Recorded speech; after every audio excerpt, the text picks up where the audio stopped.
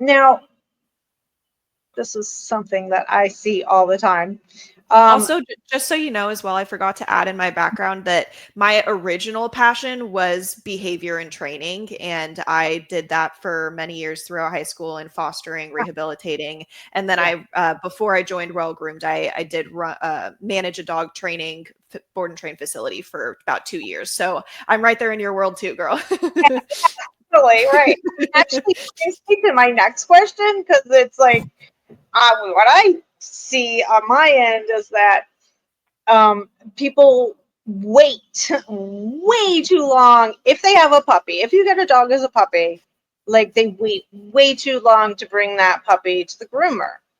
And then it can be traumatic for the dog. And it may not be like, okay, you got a puppy at, 2 months old and you waited till they're, I don't know what, 3 months old. No, it's you got the puppy at 2 months old and the dog is now uh, 8 months old or 9 months old, and that whole window has been closed, like the whole nine, right?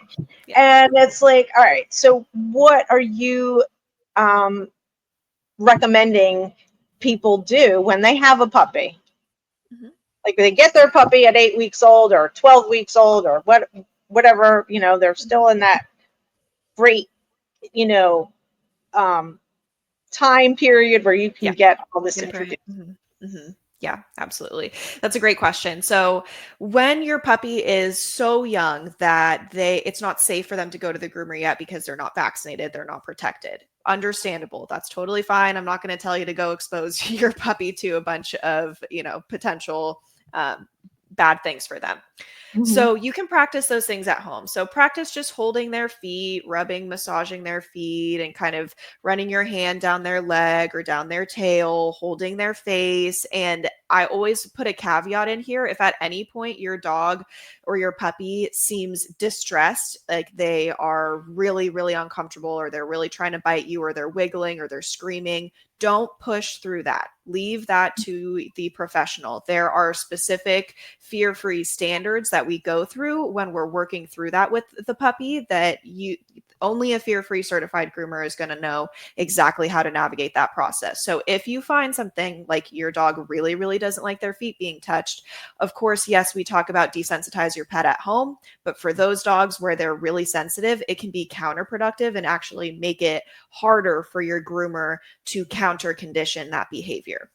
So of course you can practice those things at home, if as long as your puppy's pulling away a little bit, that's fine. That's not what I'm talking about. But if you notice they're really, really distressed, just leave it to a professional. But I would say that as soon as your veterinarian gives you the green light to take your pet to a groomer or take your puppy to a groomer, get them in there. Part of the fear-free training is something called happy visits as well, which is where you just bring your pup to the groomer, they get some treats, they get some love, and then they leave. No services completed. Maybe you'll put them on the table so that they can see what the table's like. But that's typically, if you can do that, most pet parents, I will say, don't do a lot of happy visits. They're But cute puppies, and there's nothing wrong with them. They're awesome. right. Exactly. I don't need this. I'll just be able to walk in and get whatever I want. I can get the haircut done. But so happy visits are great. But I always recommend, when you're thinking about puppies, this is an early investment for a lifetime of success. So if you can bring your puppy to the groomer once a week for a month, and just get their nails touched, their feet touched, and things like that, they'll start to develop more positive experiences. And then if you can go every 2 weeks, every 3 weeks, every 4 weeks, and kind of start to spread it out. But you really want your puppy in the grooming salon as much as possible in the first 6 to 8 months of its life. Again, caveat here, that is with a fear-free certified groomer. You don't want to be exposing your puppies to any negative grooming experiences either. When our puppies are young, as of course you know this as well, they're going through different fear imprint periods as well. And if something really, really scary happens to them during that development, it could be a lot harder and actually ingrain kind of like a pathway in the brain that we have to then counter condition and work really hard to overcome. So always, it's good to get your puppy into the groomer as soon as possible and very frequently when they're young, so that you don't necessarily have to do it as much when they're older. but make sure that it's a fear-free certified groomer, or at least somebody that you trust, that you're very, very comfortable with, that understands how to help a puppy become comfortable with the grooming process. Definitely. Yeah. I like doing, teaching cooperative care to Mm-hmm. my clients Love and it. Love their it. dogs, to our Mm-hmm. dogs here. Yes. It's just, it's so important. And it not only, and it doesn't have to be a dog that is a long-haired dog that needs to be groomed. I mean, what about our short-haired dogs out there, Yes.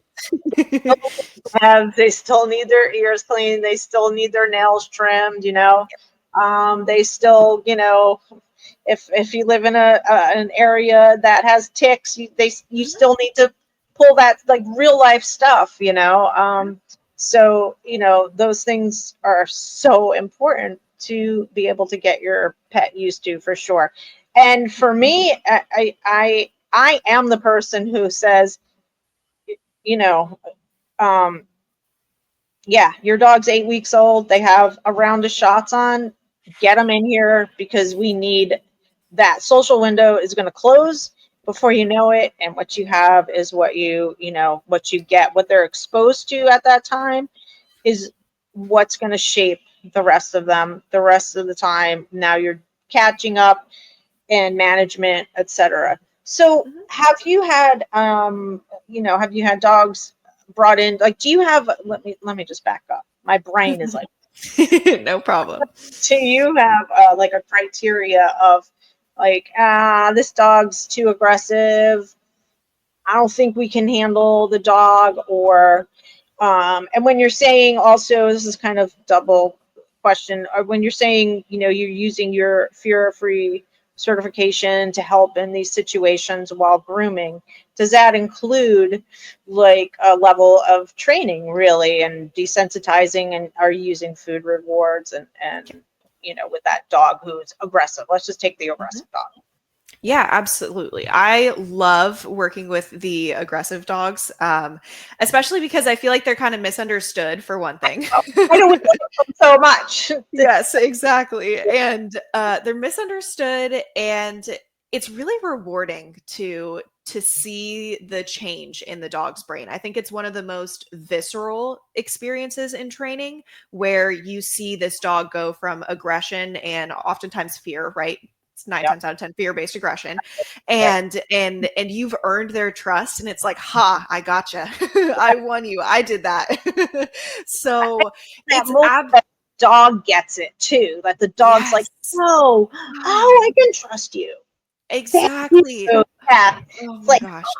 And cooperative care on another level. and then the next best thing is the pet parents' reaction as well. Oh, that is one of my favorite things ever. I feel like a Yeah. celebrity, like, it's You're like, just it's just amazing. fans, but I'll take it. Yes, yeah, exactly. So, but that's what's really cool about fear free is, generally speaking, yeah, it's best practices. It's how do we reduce fear, anxiety, and stress, but it's also a structured training program that helps with cases like this with dogs that are aggressive. So, for example, I had a poodle who was rescued. I believe she was about, want to say 6 or 7. No idea what her history was. Matted nose to tail when she came in, and she would scream at the top of her lungs and try to bite you anytime you just barely touched her. Just barely touched her. This was her first grooming appointment. And so we used a combination of things. Of course, fear rewards on that first appointment. She's not really eating very much food, right? She's not really super interested in treats. She's terrified. And so we start with a pre-visit pharmaceutical for this pet and for these dogs that are in this kind of more severe red zone category, for lack of a better word, that have more severe anxiety, more severe aggression, and things like that. So that is something that you work with your veterinarian on. Oftentimes we'll use things like trazodone or gabapentin, maybe a combination of them. You might need to give your dog a dose the night before and they come in. And there's a lot of strong opinions in the industry from the groomer side of things and the pet parent side of things when it comes to medicating dogs for grooming or things like that. And I think there's a bit of a misunderstanding. You can get your dog fully sedated for grooming. Say you have a Cujo that cannot be touched. You can take them to the veterinarian, have them sedated, and buzz them down. That is a solution to a problem. Yeah. Using pre-visit pharmaceuticals is a training tool. This is not intended to be a solution to a problem. This is not the dog is sedated enough for me to get this done without it biting me. What we're actually doing is counter conditioning. So if every time this dog comes into the grooming salon, the picture that it sees is, I don't want this groomer to touch me. I growl, I bite, they back off, I go home, right? And you get as much done as you can, but that's the same pictures. It's this fight with the groomer, a fight with the groomer. I'm afraid, I'm angry, I lash out, and then I get left alone. So with this pre-visit pharmaceutical, it's basically more like an anti-anxiety med. So if we remove the anxiety from the situation, that's step one. That helps the dog kind of reset the picture. And then that in combination with the fear-free training methods, where we're showing the dog, hey, I respect you. Hey, you can trust me. I understand what you're trying to communicate with me, and I'm communicating with you in a way that you understand, that puts you at ease as well. Things that are so simple, like instead of grabbing the dog's leg and lifting it up, if you just open hand push the back of their leg gently, they're going to lift their leg up on their own, right? And so you're saying, hey, can you please pick up your leg, rather than just grabbing their leg from them. Little things like that in combination with the pre-visit pharmaceuticals creates a new picture for the dog. And that's where we start the counter conditioning process. So we may use pre-visit pharmaceuticals for 3, 4, 6 visits. And then that pet has been counter conditioned and they understand that they can trust their groomer and they know what the grooming process is like, and they're not exhibiting those behaviors anymore. And we don't need that pre-visit pharmaceutical forever. So there's training tools, there's methods. Of course, we use things like lick mats to help distract the pets when they're stressed out. But it's really this whole training program using a bunch of different methods to help get the pet to a point where they're comfortable with the grooming process. That's awesome. Yeah, it's very holistic. You Yes. have to kind of look at the dog as a whole. You know, people too. Like we need to look at, instead of just nitpicking these different things. You know, a skin problem could be a low thyroid, and they're feeding old Roy. You know what I mean? And I will tell you, and I am that person who will be like, yeah, no, don't feed old Roy.